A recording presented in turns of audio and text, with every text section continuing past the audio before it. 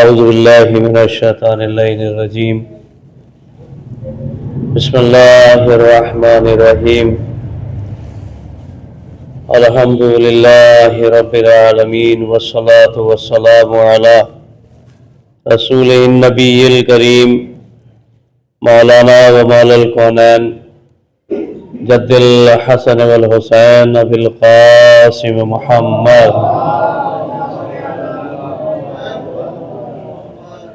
وعلى أهل بيته الطيبين الطاهرين المعصومين المظلومين ولعنة الله على أعدائهم أجمعين أما بعد فقد قال الله سبحانه في كتاب المبين بسم الله الرحمن الرحيم إنما يريد الله ليذهب عنكم الرجس أهل البيت وَيُطَهِّرَكُمْ تَطْهِيرًا سلام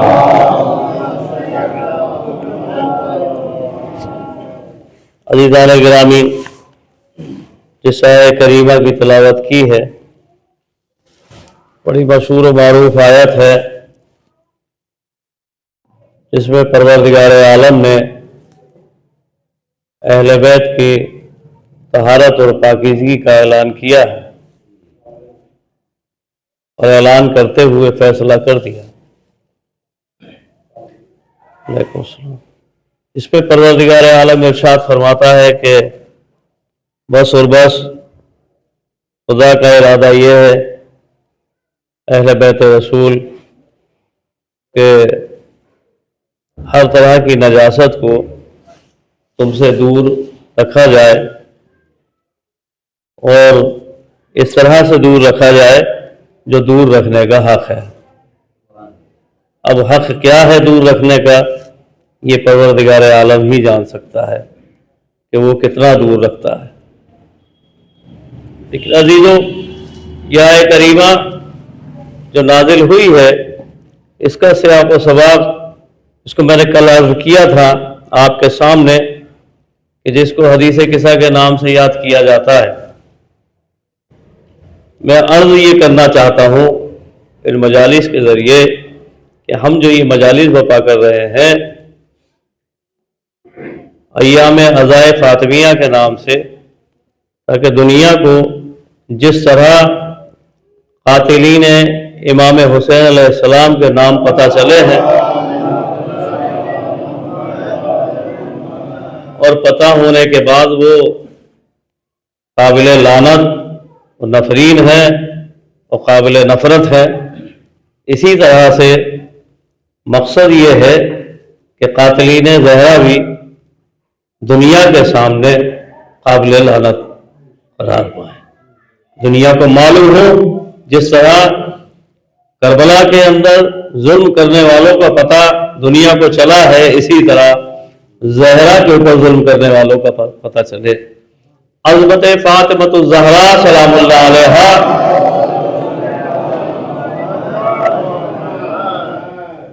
کے لیے اتنا ہی کافی ہے کہ وہ رسول کہ جو وجہ تخلیق کائنات ہو، وہ رسول کے جس کے لیے پوری کائنات سجائی گئی ہو، وہ رسول کے جس کے احترام کے لیے تمام انبیاء ما سبق اور ملائکہ جس کے احترام کے لیے جن کے اوپر رسول کا احترام واجب ہو، وہ رسول، وہ ذات گرامی کہ جو تمام تر مخلوقات میں اور دنیا میں سوائے خدا کے افضل ترین شخصیت ہو، وہ رسول کے جس کا احترام سب کو واجب ہو۔ اور آپ اندازہ لگائیں شہزادی کی عظمت کا کہ وہ رسول کہ جب شہزادی داخل ہوتی ہو حضور کی خدمت میں تو رسول اسلام کھڑے ہوتے ہوئے احترام میں نظر آئے۔ اندازہ لگائیے، جس کے احترام کے لیے پوری کائنات ہو، اور وہ کہ جو سب کے لیے محترم ہو، وہ محترم جس کے احترام کے لیے کھڑا ہو جائے، تو جس کے احترام کے لیے رسول کھڑے ہو جائے، کیا ہو سکتا ہے کہ جب انبیاء کا یہ رسول سردار ہے، کہ جب سردار کھڑا ہو جائے تو باقی انبیاء کھڑے نہ ہو؟ ایسے کیسا ہو سکتا ہے؟ تو معلوم یہ ہوا کہ اتنا ہی کہہ دینا کافی ہے کہ جو محترم کائنات ہو وہ سیدہ کے احترام کے لیے کھڑا ہو رہا ہے، اس کی حضرت والا سے بات کیسی ہوگی عزیزان محترم۔ عزیزان گرامی، چونکہ آپ دیکھیے اس حدیث قصہ کے اندر اور یہ جو بتایا گیا ہے کہ یہ آیت جو نازل ہوئی، آیت تطہیر جو نازل ہوئی ہے، اس کا سیاق و سباق کہ کیسے نازل ہوئی، کہاں نازل ہوئی، کیوں نازل کی گئی، کیا اعلان ہے اس کے اندر، تو یوں تو آپ دیکھیں کہ اس پورے واقعے کو مسلمانوں کی تمام معتبر احادیث کی کتابوں میں درج کیا گیا ہے۔ احادیث کی جو کتابیں ہیں ان میں درج کیا گیا ہے، ساری کتابوں میں مسلمانوں، اور سب سے لمبی حدیث ہے حدیث قصہ۔ میں اکثر اس حدیث قصہ کے سلسلے میں آپ کے سامنے پڑھتا رہتا ہوں عزیزان محترم، لیکن چند باتیں ہیں جو میں آپ کے سامنے رکھنا چاہتا ہوں۔ اس حدیث قصہ کی خوبی یہ ہے کہ یہ سب سے طویل حدیث ہے، مسلمانوں کی معتبر حدیثوں کی کتابوں میں یہ درج ہے، لیکن جتنا یہ مسلمانوں کی معتبر، اب وہ کتابیں کوئی بھی ہو، ہر کتاب میں ان کی موجود ہے، وہ کتابیں بھی ہیں کہ جن کے نام سے پہلے لفظ صحیح لگایا گیا ہے، اور ان کتابوں میں اس کتاب کے اندر یہ حدیث درج ہے، سب سے طویل حدیث ہے اور سب سے کم تلاوت کی جاتی ہے۔ بھائی آپ بھی تو تلاوت کرتے ہیں شب جمعہ، کہ کوئی ایسا موقع آتا ہے تو آپ اسے برکت کے لیے حدیث قصہ کی آپ تلاوت کرتے ہیں۔ اس کے اندر جو راوی ہیں ان کے لیے مسلمان یہ کہہ نہیں سکتے کہ صاحب ہم ان راویوں کا انکار کر دیں، بہت سے راوی ہیں اس کے، مگر چند راوی بڑے معتبر جن میں جیسے جابر بن عبداللہ انصاری، ان کے لیے مسلمانوں کوئی شک نہیں کہ یہ روایت کرتے ہیں، انہوں نے کوئی ضعیف یا ایسی روایت انہوں نے نہیں بیان کی ہے۔ دو راوی ایسے ہیں اس میں صرف دو راویوں کا تذکرہ کرنا چاہتا ہوں اور میں وہ بات آپ تک پہنچانا چاہتا ہوں، دو ہیں۔ ایک راویہ ہے حضرت عائشہ اس حدیث کی، کہ جن کو مسلمان صدیقہ مانتے ہیں۔ ایک راویہ حضرت عائشہ ہے جن کو مسلمان صدیقہ مانتے ہیں۔ اب دیکھیں میں اپنے لفظوں کا ذمہ دار ہوں، آپ کے سمجھنے کا ذمہ دار نہیں ہوں۔ دوسری راویہ ہے حضرت فاطمہ الزہرا جنہیں پروردگار عالم صدیقہ اور طاہرہ کہتا ہے۔ اب آپ سمجھ لیجیے، ایک وہ جنہیں مسلمان اور ایک وہ جنہیں پروردگار عالم صدیقہ کہتا ہے، دونوں راویہ ہیں اس کی۔ اور کیا روایت ہے کہ رسول میرے گھر میں، دیکھیے چونکہ اگر یہ باتیں ایام فاطمیہ میں بیان نہ کی جائے تو پھر کب کی جائے یہ باتیں بیان، چونکہ راویہ ہی شہزادی کونین ہیں، تو انہوں نے یہ کہا کہ ایک روز میرے گھر میں پوری حدیث کے ساتھ نہیں پڑھ رہا ہوں، چند جملوں سے میں تھوڑا سا فائدہ اٹھا کر کے آپ کے سامنے بیان کرنا چاہتا ہوں۔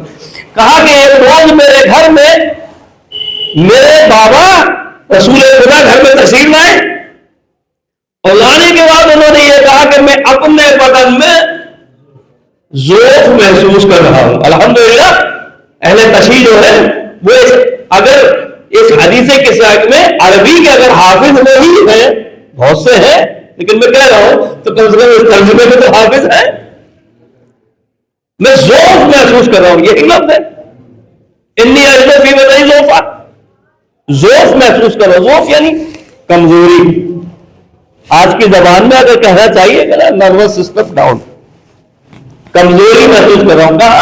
کہا فی بدنی، اپنے بدن میں، اپنے بدن میں کمزوری محسوس کر رہا ہوں۔ ارے فاطمہ وہ جو یمن کی چادر ہے، تمہاری چادر جو ہے یمن والی یمنی، وہ مجھے سر سے پیر تک ذرا اڑا دو، میں آرام کرنا چاہتا ہوں۔ اب میں یہاں رک کر کے ایک بات کہوں گا کہ مدینے کا یہ واقعہ شہزادی کے گھر کا واقعہ ہے، وہ کہتی ہے میرے گھر آئے، میرے گھر آئے۔ آپ میں سے بہت سے حضرات ایسے ہوں گے جو بیٹی داماد والے ہوں گے، شادی شدہ بیٹی داماد والے ہوں گے۔ مجھے یہ بتائیے کہ آپ یہاں محلے میں آپ کا بھی مکان ہو، آپ کی بیٹی یعنی داماد کا بھی مکان ہو، قریب قریب، آپ کی اگر سر میں درد ہوگا تو آپ کس کے گھر جائیں گے؟ اپنے گھر جائیں گے یا اپنے داماد کے گھر جائیں گے کہ میری طبیعت خراب ہے؟ انسان کہاں جاتا ہے سکون کے لیے؟ کہا اپنے گھر جاتا ہے جہاں اسے سکون ملتا ہے۔ جبکہ کہتے ہیں نا میرا کام ہے انسان محترم، کہا اپنے گھر جاتا ہے جہاں اسے سکون ملتا ہے۔ اپنا گھر ہوتا ہی کسی ہے، سکون کے لیے ہوتا ہے۔ دن بھر کا تھکا ہارا مرد ہوتا ہے اور اس کے بعد وہ تھکن، وہ سب کچھ ہونے کے باوجود جب وہ اپنے گھر میں قدم رکھتا ہے اور سکون بھرا وہ گھر ہو تو اس کی تھکن خود بخود ختم ہو جاتی ہے عزیزان محترم۔ لیکن اگر وہ مرد اس کی طبیعت خراب ہو، وہ اپنے گھر کے بجائے اپنے بیٹی یا داماد کے گھر جائے تو اس کا مطلب کیا ہے؟ اس کا مطلب کیا ہے؟ کہا جائے گا وہی جہاں سکون و آرام ملے۔ اس کا مطلب یہ ہے کہ اس کا گھر تو ہے مگر گھر میں سکون نہیں ہے۔ یہ اپنا گھر ہوتے ہوئے بیٹی کے گھر آنا بتا رہا ہے کہ خاندی حالات کوئی اچھے نہیں ہے۔ سلام علیہ محمد علیہ محمد۔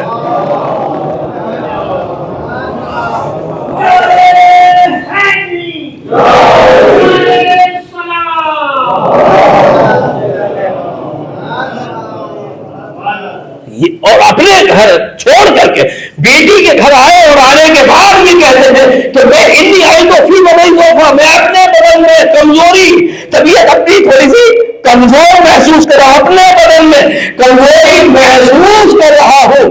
عزیز علیہ کیا کہا؟ کمزوری محسوس کر، کس میں؟ کہ اپنے بدن میں کمزوری محسوس کر رہا ہوں۔ اور وہ جو یمن والی چادر ہے تمہارے پاس وہ مجھے سر سے پیر تک اڑا دو، اور اڑا دی جناب زہرا صلی اللہ علیہ نے، اور اس کے بعد آرام فرمانے لگے تو ارشاد فرماتی ہے زہرا کہ بالکل ایسا لگ رہا تھا جیسے ایک نور ہے جو زمین سے آسمان تک جا رہا ہے۔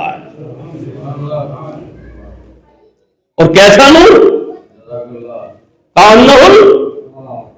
ایسا نور جس سے مکمل چاند کی روشنی ہوتی ہے، مکمل چاند کی روشنی ہوتی ہے۔ ایسی مجھے بتائیے رسول اللہ نے کیا جملہ استعمال کیا؟ بھئی یہی کہا رسول اسلام نے کہ میں اپنے بدن میں کمزوری محسوس کر رہا ہوں۔ بدن میں کہا ہے،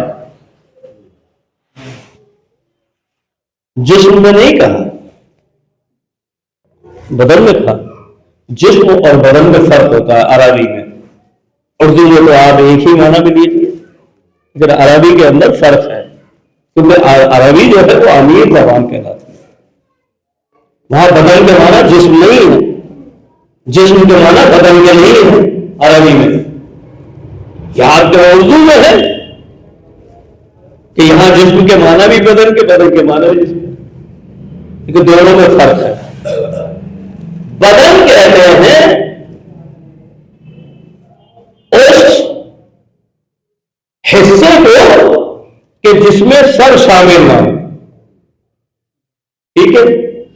جسم کہتے ہیں اس مجسمے کو کہ جس کے اندر سر شامل، سر سے لے کر کے پیر کے انگوٹھے تک، اسے کہتے ہیں جسم۔ بدن کہتے ہیں پیر کے انگوٹھے سے لے کر کے سر چھوڑ کر کے یہ حصہ، یہ حصہ آپ سوچ رہے ہیں۔ اب اس حصے کے اندر کمال دیکھے پروردگار عالم کا، اس حصے کے اندر اللہ نے جو طاقت رکھی ہے، انسان کے جسم کا پورا جوہر یہاں رکھا۔ عقل سر میں، دیکھنے کی طاقت سر میں، سننے کی طاقت سر میں، سننے کی طاقت ہے سر میں، اس حصے کو کہتے ہیں نا۔ سمجھ رہے کہ سجدے کو پروردگار عالم نے سجدے کو سید الاعمال کیوں کہا گیا؟ نماز تمام عبادات کی سیدہ ہے، لیکن سجدہ نماز کے جتنے بھی اعمال ہیں ان کے اعمال کا سید و سردار اگر ہے تو وہ سجدہ ہے، وہ رکوع نہیں لے سکتا تھا، اس نے سجدے کو کہا ہے کہ یہ سید الاعمال ہے۔ اب آپ سمجھ لیں کہ کیوں کہا گیا؟ اس لیے کہا گیا کہ انسان کا پورا جوہر اس میں ہے، دماغ اس میں، شعور اس میں، فکر اس میں، عقل اس میں، دیکھنے کی طاقت اس میں، سننے کی طاقت اس میں، بولنے کی طاقت اس میں۔ کہا بس یہی تو سجدہ ہے کہ جو بات ہے الہی میں کہا کچھ کرنے کی ضرورت نہیں، اپنے پورے کے پورے جوہر کو ہماری بارگاہ میں رکھ دو، محمد محمد، اور اس جوہر کو، اس سر کے اس حصے کو، اس سر کو، اس جسم کے حصے کو تو ہماری بارگاہ میں رکھ دو گے تو یہ کہا گیا ہم وہ معراج تمہیں عطا کریں گے، وہ معراج تمہیں عطا کریں گے، وہ بلندی تمہیں عطا کریں گے۔ اگر تمہارا سر کٹ بھی جائے گا تو لوگ دیکھا پہ آ کر کے جناب کلام الہی کرتے نظر آئیں گے۔ صلوات آپ سمجھ رہے کہ عقل اس میں، شعور اس میں، یہ جوہر عطا کیا گیا، عقل اس میں، شعور اس میں، اور سارا معاملہ ہوتا ہے عقل سے، سارا معاملہ ہے دماغ سے۔ دماغ کنٹرول کیے ہوئے ہمارے ایک ایک اعضاء کو دماغ نے کنٹرول کیا ہوا ہے، ہمارے پورے جسم کو دماغ نے کنٹرول کیا ہوا ہے۔ جب تک دماغ کی طرف سے اشارہ نہ ہو، جب تک سگنل نہ ملے دماغ کی طرف سے، ہمارا ایک بھی جزو بدن حرکت نہیں کر سکتا۔ اگر آپ کے پیر کے انگوٹھے میں کوئی تکلیف ہو، کوئی کانٹا اگر چبھے تو آپ کا دماغ فوراً احساس کر کے سگنل دیتا ہے آپ کے پیر کو، آپ اپنے پیر کو وہاں سے فوراً بچا لیتے ہیں۔ تو پورا کنٹرول کیا ہے؟ یہ دماغ ہے، اور یہ دماغ کا ہے تاثر کے اندر تو آپ سمجھ میں آیا۔ جسم کہتے ہیں جس میں پورا سر سے لے کر کے پیر کے انگوٹھے تک حصہ ہو اسے کہتے ہیں جسم، اور جس میں سب شامل نہ ہو اسے کہتے ہیں بدن۔ اب سمجھ میں آیا؟ رسول نے یہ نہیں کہا اپنے جسم میں کمزوری محسوس کر رہا ہوں، بلکہ کہا اپنے بدن میں کمزوری محسوس کر رہا ہوں۔ اب سمجھیے گا جب رسول نے کہا لاؤ مجھے کاغذ اور قلم دے دو،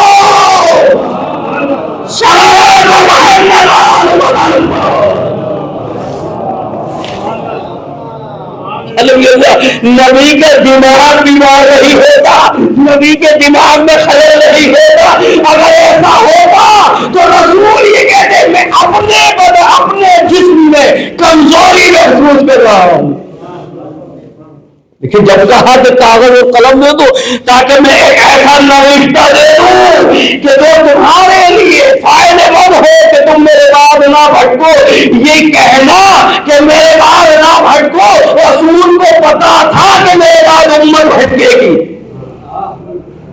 معلوم تھا کہ میرے بعد امت بھٹک جائے گی، اور کہا کہ لاؤ میں لکھ کر کے دوں۔ اگر میں آپ سے تو لائیے ایسا تعویذ آپ کو دے دوں،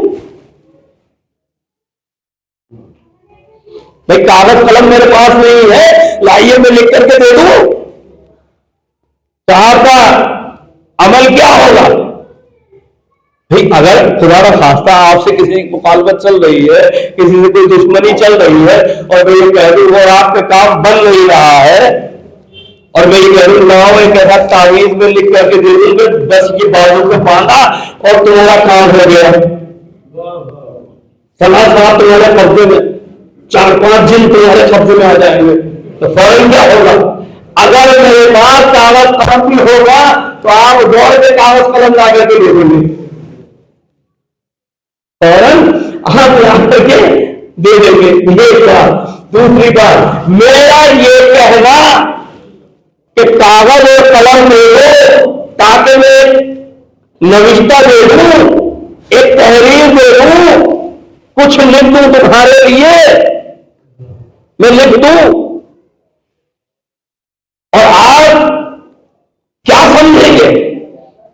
اس کا مطلب مولانا لکھنا پڑھنا بھی جانتے ہیں، ہے کہ نہیں؟ لکھنا پڑھنا بھی جانتے ہیں مولانا صاحب۔ عزیزوں مجھے یہ بتاؤ کہ کچھ بھی کہنے سے پہلے سوچ تو لیا ہوتا۔ میں نے کل جملہ کہا تھا کہ جب بھی مخالف ہوگی طہارت کی کوئی تو وہ نجاست ہوگی۔ نجاست خالی نجس ہو جانا ہی نہ سمجھیے، کبھی کو بھی نجاست کہا جاتا ہے، کسی عیب کو بھی نجاست کہا جاتا ہے۔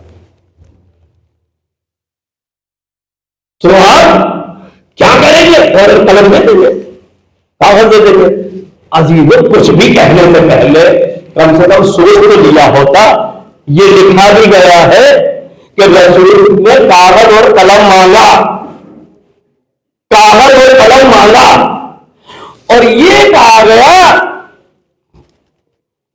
کہ ان کو کاغذ اور قلم نہ دینا، کیوں؟ کہ ان الرجل لیحجب۔ اب کیا کیا جائے؟ میں مجبور ہوں ترجمہ کرنے پر، حضور یہاں تشریف فرما ہے، بھلے ہی موبائل چلا رہے ہو، سن تو رہے میری بات، کہ اس کا ترجمہ جو میں کرنے جا رہا ہوں اس کے علاوہ مجھے بتا دیجیے۔ عام فہم میں ترجمہ کر رہا ہوں تاکہ آپ کی سمجھ میں آ جائے۔ جناب اس پہ کوئی شک نہیں، اس میں کوئی شک نہیں کہ یہ مرد جو ہے بکواس کر رہا ہے۔ آپ نے سنا، اپنے دل میں نعوذ باللہ کہنے لگے ہوں گے، کیونکہ رسول کے لیے یہ کہنا کہ یہ مرد بکواس کر رہا ہے معمولی سی بات ہے۔ پہچانیے شہزادی کون ہے، کہاں کہاں جہاد کیا شہزادی۔ کاغذ قلم نہ دینا، میں تو ہوتا تو یہ کہتا کہ دے دو بھائی، دے دو۔ رسول نے کہا کاغذ قلم دے دو، پھر کاغذ قلم نہ دینا۔ اگر میں ہوتا تو میں کہتا کہ بھائی دے دو، تو یہ تو بات میں اب بھی کہہ رہا ہوں کہ دیا کیوں نہیں؟ اسی لیے کہ تمہارا ہی تو عقیدہ ہے کہ رسول نہ لکھنا جانتے تھے نہ پڑھنا جانتے تھے۔ اس کا مطلب یہ ہے کہ جہالت پہ پردہ ڈالنے کے لیے رسول اسلام کو ان پڑھ کہا جا رہا ہے۔ صلوات محمد وآل محمد۔ لکھے تو کیا پریشانی ہے؟ وہ لکھ دیتے، لیکن یہ کہا گیا نہیں، انہیں کاغذ قلم نہ دے، پتہ نہیں کیا لکھ دے۔ یہ ایک خوف تھا دل میں، پتہ نہیں کیا لکھ دوں، پتہ نہیں کیا لکھ دوں، یہ خوف۔ رسول کے سامنے جب آخری رسول اسلام کے جب اس دنیا سے جا رہے ہیں رسول اسلام، جب رسول اسلام نے کہا کاغذ قلم دے دو، انہوں نے کہا کہ مت دینا، حق بنا کتاب اللہ۔ کس نے کہا؟ کون تھا؟ ہمیں نہیں معلوم، ہم تو نہیں بتاتے، لیکن تھا تو گستاخ رسول۔ رسول کے سامنے انہیں کی شان میں یہ بات، ارے یہ گستاخی نہیں ہے کہ رسول کے سامنے انہیں سے کرے اس مرد کو کاغذ قلم نہ دینا، اس مرد کو۔ میں اگر وہ چھاپ کے نہیں کہہ دوں کہ یہ آدمی جو بیٹھا ہے، یہ مرد جو بیٹھا ہے، آپ کا ریئیکشن کیا ہوگا؟ ارے بھائی ہمارا تمیز نہیں ہے، آپ کو پروفیسر ہے، اہل دین ہے، آپ کو تمیز نہیں، یہ لفظ آپ استعمال کر رہے ہیں۔ آپ کہہ سکتے تھے کہ یہ مولانا صاحب جو بیٹھے ہیں، یہ ڈاکٹر صاحب جو بیٹھے ہیں، یہ پروفیسر صاحب جو بیٹھے ہیں، اتنا ہی کہہ دیتے یہ قائمی صاحب جو بیٹھے ہیں، وہاں کیا کہا جا رہا ہے؟ یہ شخص بکواس کر رہا ہے۔ اب بے مارک کے صحابی نے تصویر رسول اللہ کی بنا دی، یا سلمان رشدی نے جو کتاب لکھ دی، یا اور جتنے بھی گستاخ رسول گزرے ہیں انہوں نے گستاخیاں کی، مسلمان احتجاج پہ احتجاج، احتجاج پہ احتجاج۔ کیا ہوا؟ حضور کی گستاخی کر دی، حضور کی شان میں کیا کہا اس نے، حضور کے لیے کیا کر دیا۔ ہم اپنی جان دے دیں گے، ہم اس کی جان لے لیں گے، سر کی قیمت 50 لاکھ 20 لاکھ 1 کروڑ۔ بھائی آپ سنتے ہیں کہ نہیں سنتے؟ فلاں نے بھائی کیوں نام رکھا تھا، حضور کی شان گستاخی کر دی، گستاخ رسول ہے 50 کروڑ روپیہ۔ ہم کہیں खजाना भी लुटा दो उसको मारने के लिए तब भी कम है। लानत है हर गुस्ताख रसूल पर, लानत है हर गुस्ताख रसूल पर। अगर ये गुस्ताखियां ना होती, अगर पहले ही दिन रसूल के सामने जब रसूल की शान में गुस्ताखी हो रही थी, उसी गुस्ताख रसूल का गरेबान पकड़ के सजा दे दी जाती तो किसी में हिम्मत ना होती कि गुस्ताखी कर देगा।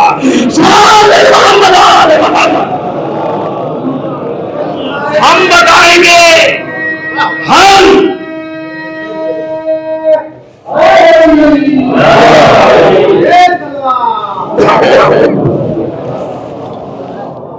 हम बताएंगे, हमसे पूछो, हम बताएंगे कि सबसे पहला गुस्ताख रसूल कौन है।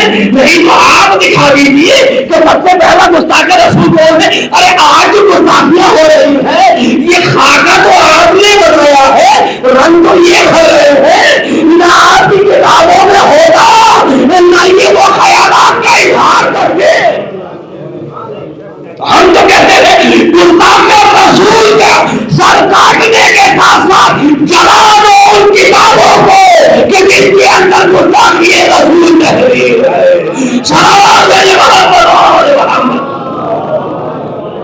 ऐसे आशिक रसूल नहीं बना जाता कि हम आशिक रसूल है, ये इश्क रसूल है, ये इश्क रसूल नहीं है कि तहरीर किताबों में मूंगी तू है और अगर कोई उसको पढ़ के बयान कर दे तो उसके दुश्मन बन जाओ। आशिक रसूल वो है कि जो मर्द को भी खत्म करे, खबर मर्द को भी खत्म करे। सही इलाज वही होता है कि जिसमें मर्द का सबब की तलाश किया जाए। भाई बुखार हुआ है तो क्यों हुआ है, सैकड़ों टेस्ट लिख देता है डॉक्टर, कहीं डेंगू तो नहीं, कहीं टाइफाइड तो नहीं, कहीं मलेरिया तो नहीं हो गया, कहीं टीबी की वजह से की वजह से तो बुखार नहीं आ रहा। ये जितने भी इन्वेस्टिगेशन है ये क्यों किए जाते हैं? कहा सबब खत्म करने के लिए ऊपर से ऊपर पैरासीटामोल देने से कुछ नहीं होगा, जिगर और खराब हो जाएगा जब तक सबब तलाश न किया जाए। इसी तरह गुस्ताख रसूल को पकड़ने से पहले उन किताबों को जलाइए जिन किताबों को पढ़कर की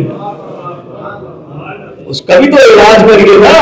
अब ये जो कहा गया अल्लाह के हज़बना किताब अल्लाह मुबारक हो, अल्लाह की किताब काफी है। हाँ हम भी तो इकरार करते हैं अल्लाह की किताब काफी है, हम भी कहते हैं अल्लाह की किताब काफी है, बहुत अच्छी बात है, हज़बना किताब अल्लाह। लेकिन अब पहचाने आप शहज़ादी कौनैन को कि शहज़ादी कौनैन ने कहां के मुजरिम को कहां लाकर के बेनकाब किया है। अब तो ये कहेगा शहज़ादी ये बाग लेने गई थी, शहज़ादी पियर लेने गई थी, शहज़ादी खजूरों का मुतालबा करने गई थी, शहज़ादी खुदक का मुतालबा करने गई थी। वो क्या मुतालबा करे इस खुदक का कि जिसकी मिल्कियत जन्नत हो। कहते ना महर फातिमी लिख दीजिए, महर फातिमी लिखने से पहले कभी पढ़ा है कि फातिमा ज़हरा का महर क्या था? तो तुम्हारी आसानी के लिए कर दिया कि साहब 107 तोला चांदी या 500 दिरहम। बोला महर फातिमी कहा कभी कि महर फातिमी क्या है? महर फातिमी में जन्नत है, मेरे फातिमी में कोसे से तस्दीक है, मेरे फातिमी में बजाए का खिदमत गुजार है, मेरे फातिमी में करीने हुए अंदर में आ रही है। ये मेरे फातिमी है, मेरे फातिमी तमाम तक सितारे हैं जो चौखट पे सजदा करके खुद बता रहे हैं कि हम किसी के सामने नहीं झुकते, झुकते हैं तो फातिमा ज़हरा के दर में आगे झुकते हैं मेरे फातिमी। तो वो क्या बागर फिटक्कर मुतालबा करेगी, वो क्या मुतालबा करेगा आगे फिटक का इजाज़त मौजूद ये फिटक के लिए दरबार में आ जाए। लेकिन शहज़ादी कौनैन दरबार में आकर के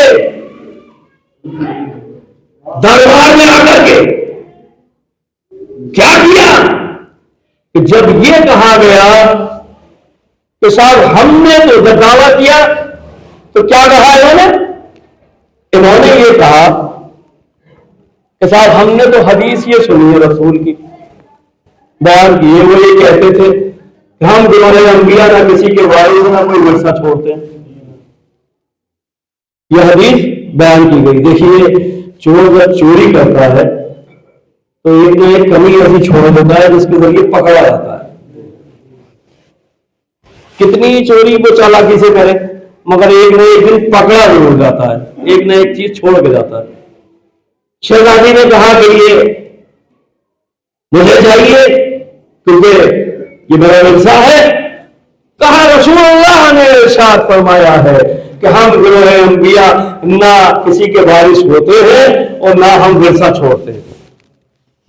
یہ ارشاد رسول اللہ نے فرمایا ہے. شہزادی نے قرآن کی آیت پڑھی, قرآن کی آیت پڑھی کہ سلیمان داؤد کے وارث ہوئے, سلیمان داؤد کے وارث ہوئے. انہوں نے پھر وہی حدیث جو بھی بیان کری پھر دوبارہ شہزادی نے دوسری آیت پڑھی, انہوں نے پھر دوبارہ پڑھی تیسری بار, شہزادی نے پھر قرآن کی آیت. بعض روایتوں میں یہ ملتا ہے کہ 35 مرتبہ شہزادی نے قرآن کی 35 مختلف آیات پیش کری ورثے کی, اور یہ 35 کی 35 جگہ ایک ہی حدیث کو 35 مرتبہ پڑھتے ہیں. 35 آیات مختلف پڑھی اور یہ وہی پڑھتے رہے.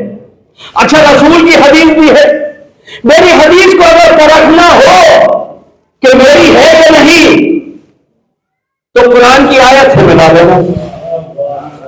کسوٹی بھی دی رسول اللہ نے, یوں ہی فرما کے نہیں گئے, کسوٹی بھی دے گئے.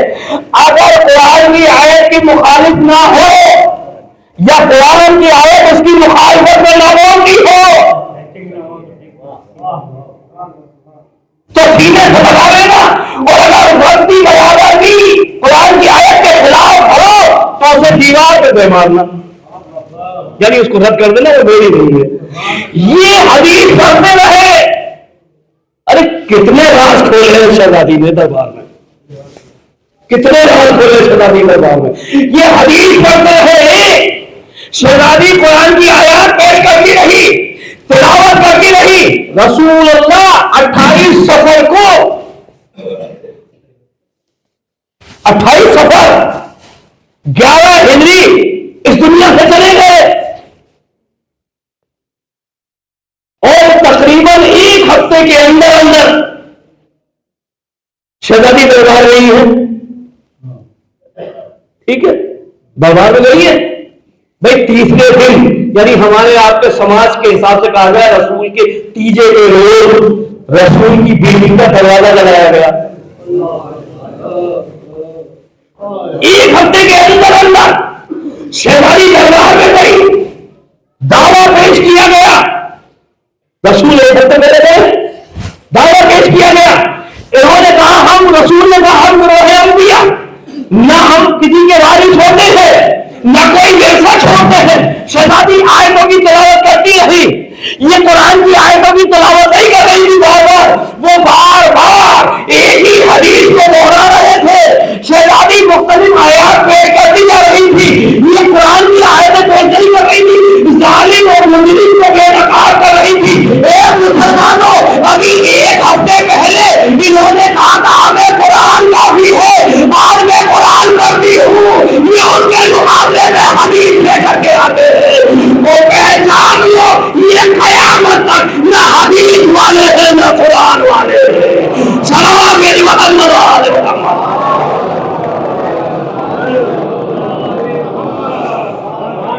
بے نقاب کر دیا شہزادی نے.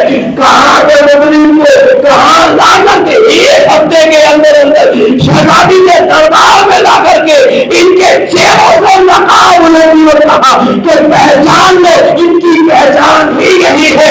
ابھی تو میں ایک ہی بات کہوں گا, جو بھی اہل بیت کا مخالف ہوگا, جو بھی اہل بیت کا دشمن ہوگا, اس کی پہچان ہی یہی ہوگی کہ وہ حدیث کا بھی دشمن ہوگا, قرآن کا بھی دشمن ہوگا. صلوات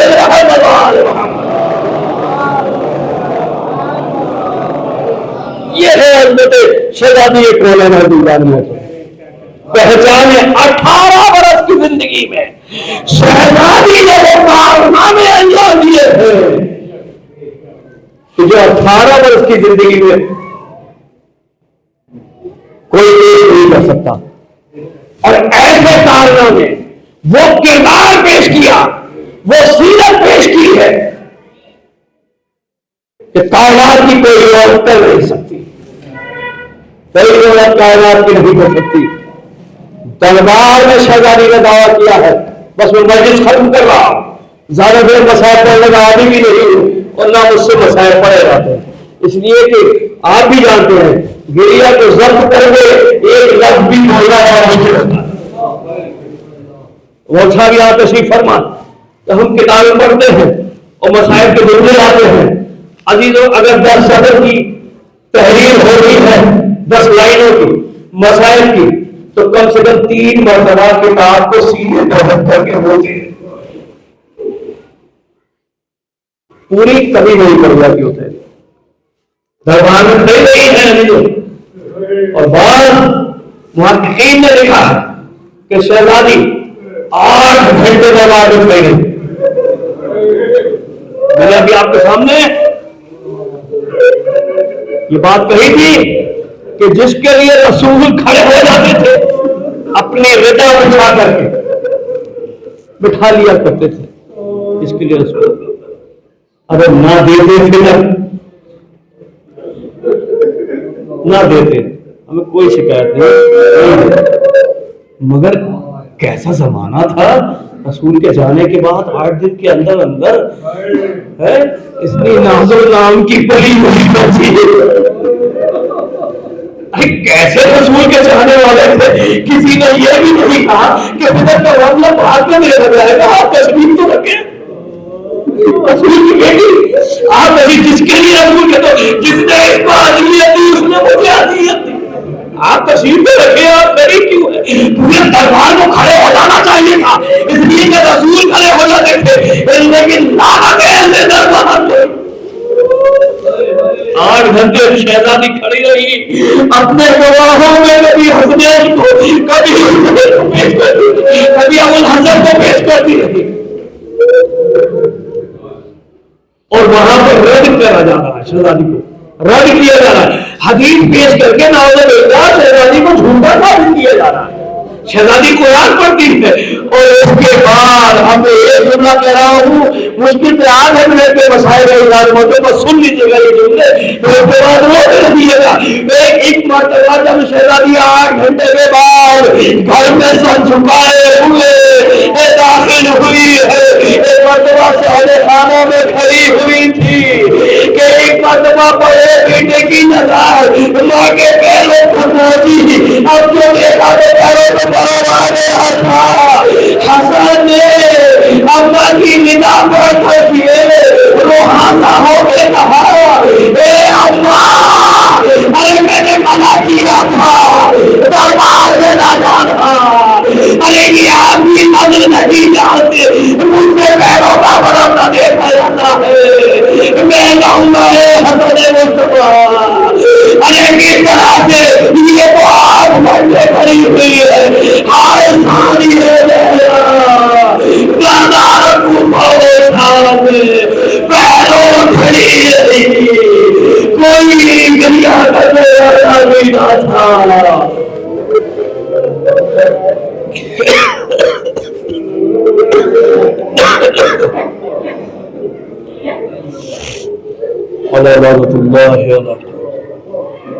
الہی بات فاطمہ وابوہ وعیہ بنو دار الہا جو مومن مومنات پریشان حال ان پریشان دور فرما, جو بیمار ہیں ان کو شفا کلی عطا فرما. معبود حاضرین مجلس کی جائز حاجات کو پورا فرما.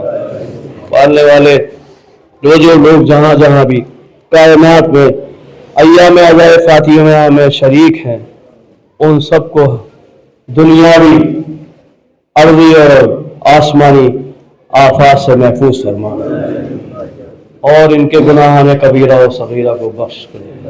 میرے معبود اہل بیت کے صدقے میں جہاں جہاں بھی شیعان حیدر کرار ہیں ان کی جان مال عزت و آبرو کی حفاظت فرما، ہمارے نوجوانوں کو علم کے زیور سے آراستہ فرما، پالنے والے اہل بیت کے صدقے میں ہم سب کی پریشانیوں کو دور فرما، ہمارے مرحومین کی مغفرت فرما، ان کی برزخ اور قبر کی منزلوں کو آسان فرما، علماء ربانی کا سایہ ہمارے سروں پہ قائم فرما، امام زمانہ علیہ السلام کے ظہور میں حاضر